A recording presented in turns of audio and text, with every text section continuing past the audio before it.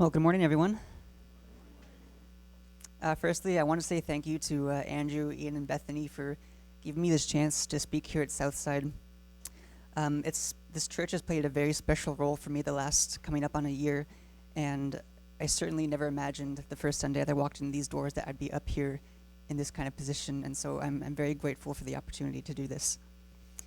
I know some people here know me a bit. Most of you likely know me as the guy who walks around with a giant camera lens and takes photos of you for the church Instagram.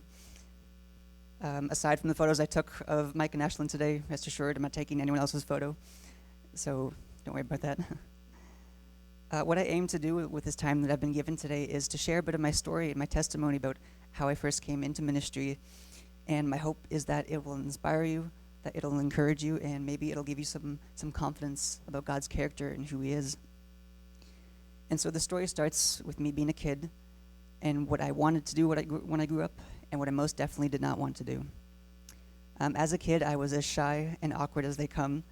I rarely wanted to leave the house. I couldn't even order my own food from strangers because I just didn't know how to talk to people. And growing up, I thought I would love a job where I talk to as few people as humanly possible. I most certainly never wanted to speak in public, on a stage, in front of a bunch of people. Believe me, the irony is not lost on me. And my dad, on the other hand, is a minister and has been in ministry for easily 30 plus years. And growing up, I answered the question that a lot of people ask a parent's kid, especially a pastor's kid. And bear in mind, I used to travel the country with my dad. He was a traveling minister, and I'd run his book table. And so I got this question more than any other. It'd say, are you going to do what your dad does someday? And outwardly, I'd respond, very politely with something to the effect of, oh, maybe, you never know. And on the inside, I'd think, absolutely not. That is so far from what I want to do. I don't want to be relational for a living. I don't want to be in ministry. I don't want to do anything like that. And I thought to myself, in fact, I'm going to be a wildlife photographer. That way I can live in the forest and take pictures of animals and not be expected to talk to anyone. Well, look how that ended up. And so going through school, that was sort of the idea I had in mind. All the way up through elementary to high school graduation, I thought, I'm glad my dad loves ministry, but it's definitely not my thing. And so actually, I did go to school for photography, hence that giant camera that I walk around with. And one of the things I needed to do when I was in my degree was get some volunteer hours in photography. And partway through my program, I'd gotten a good chunk of them, but there were still a few that I was missing, and so I thought I want to get those done and over with. And during this time in my life, I attended a church in Mississauga, where I attended the young adults group there. And it was that young adults group where I really came into my own as a Christian, where I wrestled with my faith and got into the Word, and got really close with the young adults pastor there. And I say that to say that I knew him pretty well as he became this very formative figure for me. And I knew that he also happened to be the youth pastor of the church. And the thought I had was, well, I know youth pastor is always doing crazy things, and all-nighters and gross food challenges and Nerf battles, and youth pastors are just crazy in general. Definitely not talking about Gabe or anything. And I thought, I'm sure that would make for great photos. And so I asked my young adults pastor, said, hey, could I come do some hours and get some photos for you? He said, yeah, sure, of course.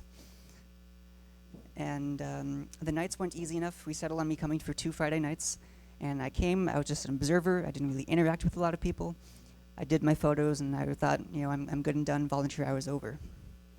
And it turns out I was actually very far from volunteer hours being over, because as I was walking out the door, my pastor says to me, hey, so you're coming back next week as a youth leader, right?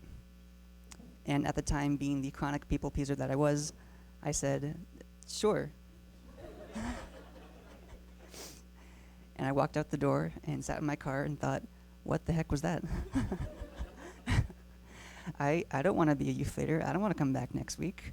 I don't know how to talk to teenagers. I don't know how to do ministry. Why on earth did I say yes to that? But I said I'd do it, and so I figured, sort of out of loyalty to my pastor, I was thankful for who he'd been in my life and what he'd done. And so I thought I deserve it, or I owe it to him to at least give it a shot for a couple of weeks. And it went pretty much how I expected at first. I felt very awkward and on the outskirts. I didn't really know anyone, didn't know what I was doing. But then over the course of those first couple weeks, I got a little more comfortable. I started to be a bit more of a regular. I knew some of the students a little better. And then it happened. I made my first real connection with a student, really just over the simplest of things. It was about, we were both into film and photography. And so every week we met up and I'd ask him what he shot the last week and what movies he'd watched and what he was going to do next. And we went like that for months. And what I didn't realize at the time was that it was the beginning of a trusting relationship forming. And after a couple months of being there as a youth leader, one of the nights has come to a close. We're hanging outside the church waiting for the parents to come pick up the students. And this one student in particular, he pulls me aside and says, "Hey, can I talk to you for a minute?" And I'm thinking he's probably going to ask me something about photography. And bear in mind, this student that I'm talking about, he's very soft-spoken, very kind and loving and gentle.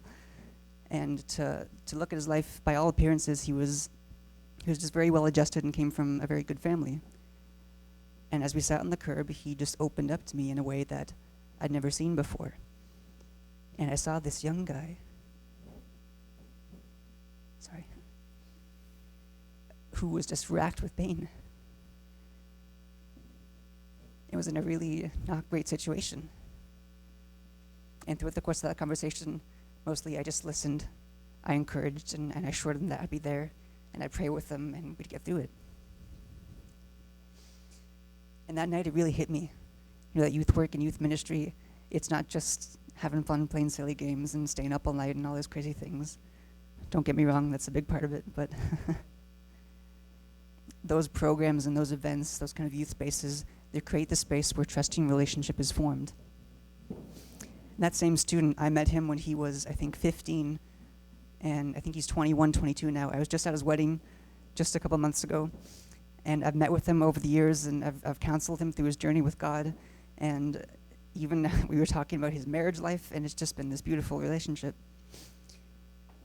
And so that experience at youth, it really started shaping me. And suddenly photography didn't quite seem like the thing for me anymore, at least not as a career. And as hard as I had fought this notion of being in ministry as a kid, it really seemed to be working its way into my heart, just like I had for my dad and for my grandfather. And so slowly I turned my attention to Masters Bible College in Peterborough, the same place that my dad had gone, or my grandfather had gone, who's actually sitting right over there, and actually where Mike had gone as well. And through a series of confirmation, through life events, and my grandfather speaking to me, I set off to Bible college, which was certainly not the place I anticipated going. And through that time, of course, I learned a whole lot about the Bible and being in ministry, and I really appreciated that time. But at the end of that program, I was placed on an internship on the far eastern coast of Canada. Those are two of the students from Cape Breton, Nova Scotia, two who I got very close with. And as I went out there, I fell in love with the people. I fell in love with the ministry. And I loved it so much that I decided to come back, and I actually spent 2.5 years out there. And it was in that position that I really got to learn more about ministry, to learn more about youth culture. In that position, I worked with youth who struggled with self-harm and suicidal tendencies, drug addictions, and really terrible family situations. But mostly I just worked with youth who didn't believe in themselves and thought that they would have nothing to offer the world. And it was in that position that I really got to speak life into young people. I remember the first time I told a young girl that no matter what she'd done, no matter what way she'd messed up, that God loved her wholeheartedly, and seeing her just burst into tears, sobbing. I worked with a young man whose father had left when he was 3 or 4 years old, and as a result, he had sort of developed this hardened facade and felt he had to show all this bravado and this tough masculinity. And seeing over the course of the 2.5 years that I was there, seeing love in real time softening his heart, to the point that when we were saying our goodbyes, he took hold of me and hugged me for, like, I'm not exaggerating, 5 minutes, and we just bawled our eyes out together. In that sort of role, that position, it opened up to me even more the value of working with youth and the need that's there. And then suddenly, after all that time there, I felt this shift. Nothing in the ministry had changed, nothing in the people had changed, but suddenly I was different.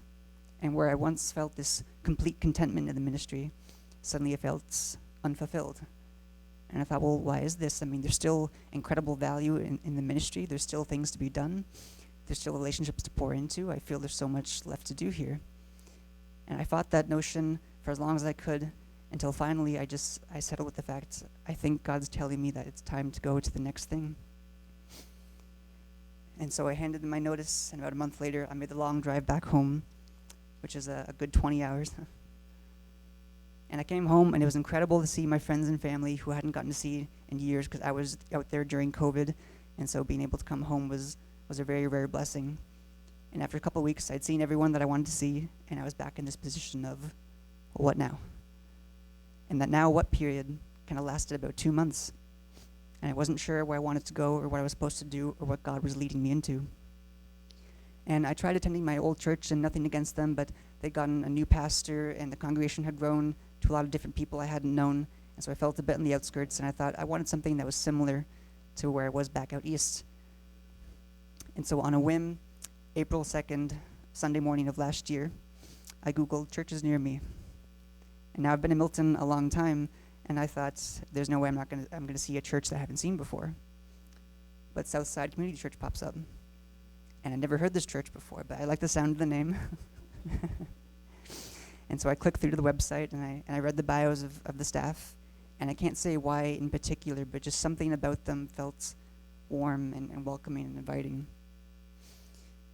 And so I got the address, and I found the service time, and I showed up where, first of all, I was greeted with a very radical church endeavor.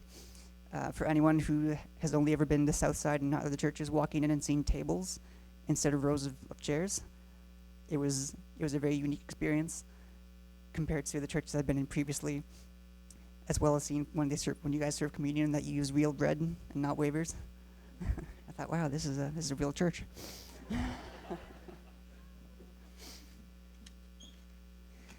And so I found a spot at the table, and I sat down, and it was a great service and great message.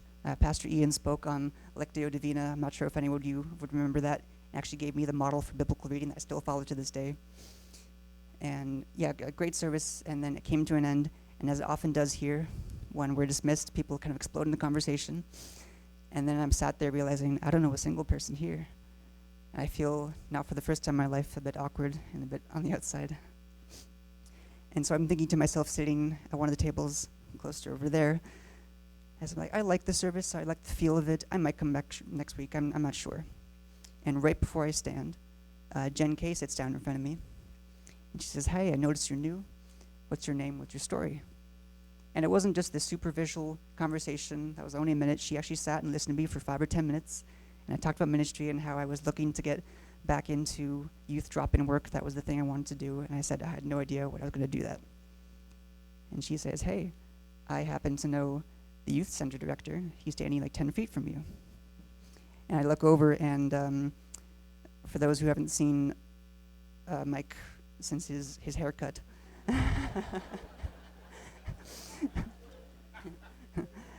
I thought, wow, this church, it has tables, it has bread, and it has Jesus.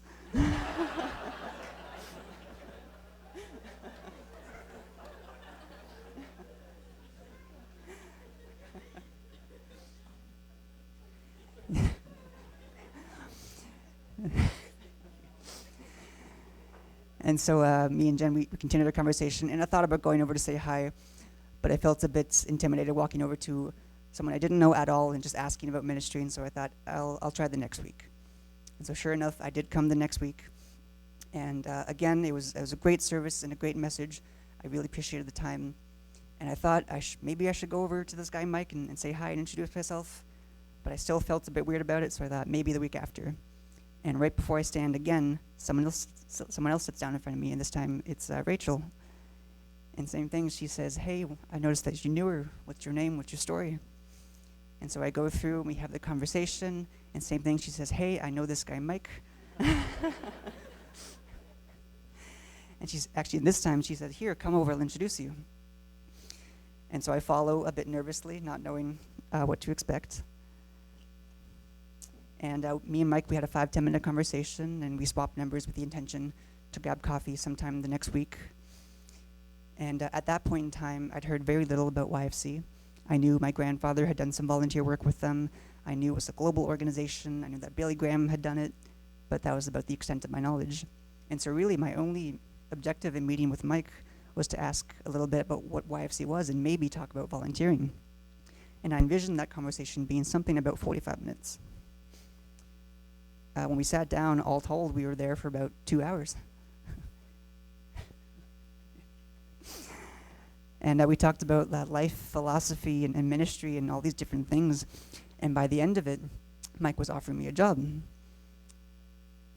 And then Mike did say as a caveat, just so you know, YFC staff members are responsible to raise 100% of their salary. And that's when on the outside I presented a calm demeanor of consideration. And on the inside I thought, nope.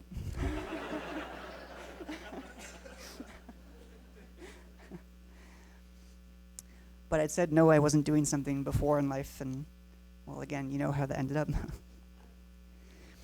And in truth, I was curious about the ministry. I was curious about what it looked like. And so I asked Mike if I could become a volunteer, and I was onboarded thereafter, and pretty quickly I came to see Resoul for what it was, and it was as advertised. It's not a place where religion is forced onto young people. It's a place where young people come to feel safe, to feel accepted, to feel appreciated, to grow in relationship and develop community, to be able to share their views and opinions without fear of judgment. And most importantly, it's a place where trusting relationship is formed. And I've seen even the relationships that Mike talks about, and the people who came from junior high over to senior high and have stuck around and been part of the Resoul community for years and years after. And in some cases, it's been life-saving. When I was in the volunteer position, I saw self-proclaimed atheistic teenagers come to specifically advertised Bible-centered programs and wrestle with questions about God. I saw others ask about heaven and hell and who God was and what it all meant. And so I started thinking, oh, dang it. This place is actually really cool. But man, fundraising is a really steep ask. And so I entered into the season of wrestling with this potential position. The longer I was a volunteer there, the more I felt my heart being pulled into it. And yet fundraising terrified me, the idea of going to people in my life with an ask like that. And for months, there was this tension, this back and forth. My heart saying, yes, go for it, this is what God's leading you into. My mind saying, no, that's crazy, that's way too much. And Mike was very patient with me throughout this time. We continued to meet for coffees as friends over the time I made that decision. And he never put any pressure. He just say, hey, just so you know, the offer still stands.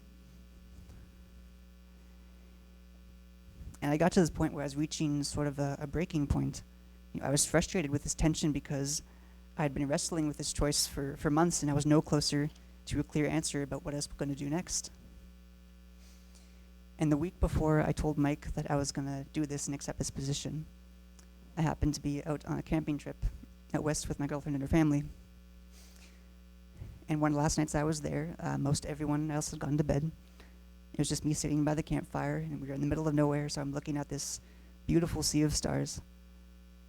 And that's when I decided it's time for me to pray a crazy prayer.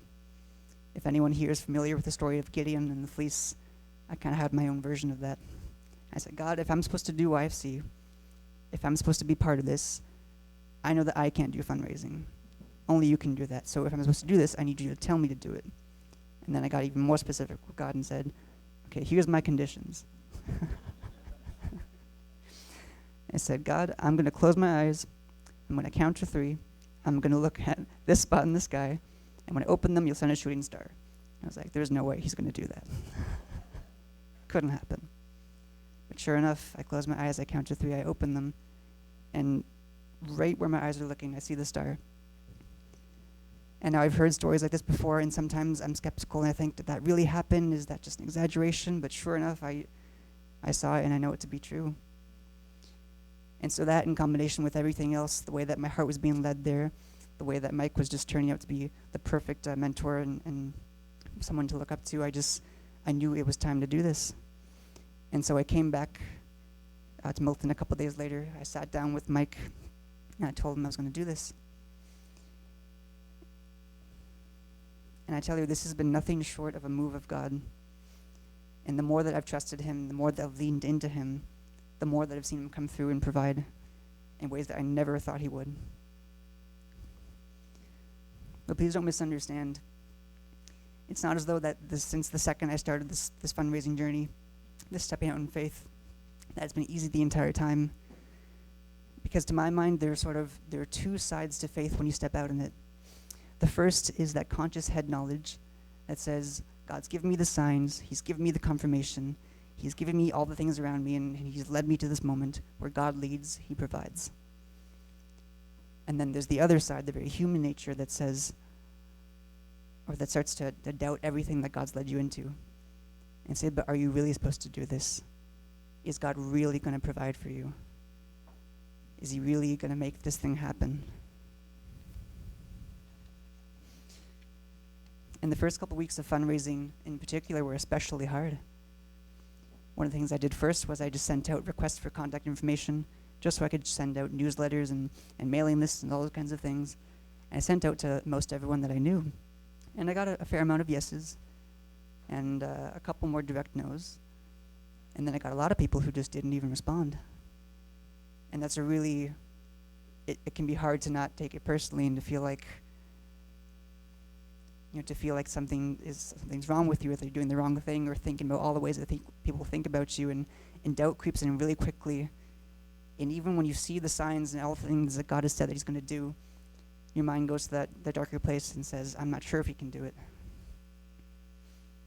And a few weeks into the process, I was reminded of a Bible story I taught on a couple of years ago, based on the character of Job. For those who don't know, the quick version of the story of Job is Job is this very loving, faithful servant of God, and he gives everything to him. And then Satan comes to God one day and says, the only reason that your servant is so faithful is because of how much you blessed him, how much you've given him. You take all that away from him, he's going to doubt you, he's not going to want to believe in you. And so God then gives control to Satan for the brief time and says, I give you permission to do what you will with Job. And Job experiences more trials and tribulations than almost any other person in the Bible. And it's towards the end of the book when Job is feeling lowest, when he doubts the most that God is in his corner. I mean, he's lost everything. And he hasn't cursed God, but he sincerely doubts that God's in his corner. And then something really interesting happens. Bear in mind the sitting in the failure and the pain has been going on for 37 chapters until finally God says, enough. I have some questions for you. Ready yourself. Southside last week started talking about God's presence, and I think Job experienced it probably more intimately than any other person in the Bible. God makes many statements to Job, and I'll highlight just a few because they're really powerful. God says to Job, where were you when I laid the foundation of the earth? Tell me if you have understanding. Have you commanded the morning since your days began, and caused the dawn to know its place? Who has cleft a channel for the torrents of rain, and a way for the thunderbolt? Can you bind the chains of the Pleiades, or loose the cords of Orion? Have you comprehended the expanse of the earth? Have you entered into the springs of the sea, or walked in the recesses of the deep? Can you lead forth the constellations in their season? And that's just a handful of some 70 verses where God describes to Job in detail who he is and the power that he has. And the purpose of these statements is for God to say, do you understand who it is that you're doubting? That's the God of the universe. The God who sustains all creation. The God who made and directs even light itself. And now I haven't suffered like Job, but I've sure had a lot of similar moments of doubt to him, wondering if I was really supposed to be where I am right now. Will God be able to provide? But as of this moment today, I stand before you at almost 3/4 funded, totally and completely beyond my ability, only because I know that God has been moving in people's hearts. And I tell the story of Job to ask, what is it that God has asked you to do? What has he promised to you and said that he wants you to lean into? What person is he asking you to disciple? What leap of faith is he asking you to take? And what doubt is holding you back from stepping out into that faith? And no matter what step that is, we know that if we take it under the guidance of God, and we move forward, we know that he'll provide for us and protect us. I mean, what did Jesus say to his disciples? He said, as surely God provides for the birds of the sky and the flowers of the field, surely he will provide for you. And this has been my experience. I took time to sit in the presence of God and only move forward when I felt he'd brought clarity. And as scary as it has been to step out in this leap of faith, I've seen him provide just like Jesus said that he would. And so I know that life has a lot of challenges, but I know that they're all bearable when God is with you in them. And so whether it's fundraising for ministry or navigating through a really hard personal time or something that you're uncertain about, we know that if you bring it to God, that he'll lead you through. And that's a lesson that I'm continually learning in life, especially in the season that I'm in. But I've seen God's faithfulness, especially at times where I haven't been anywhere even close to deserving it. And as I'm seeing him be faithful to me, I know that he'll be faithful to you as well.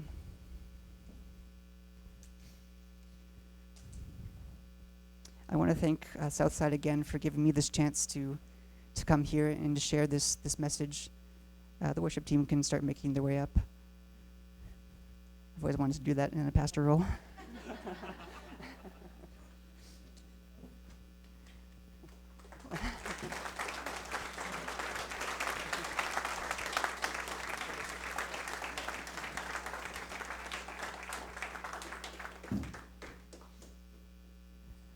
Yeah, so just thank you again for the way that you've all been so welcoming to me and friendly and inviting. And this church has really been a big part of my life the last year.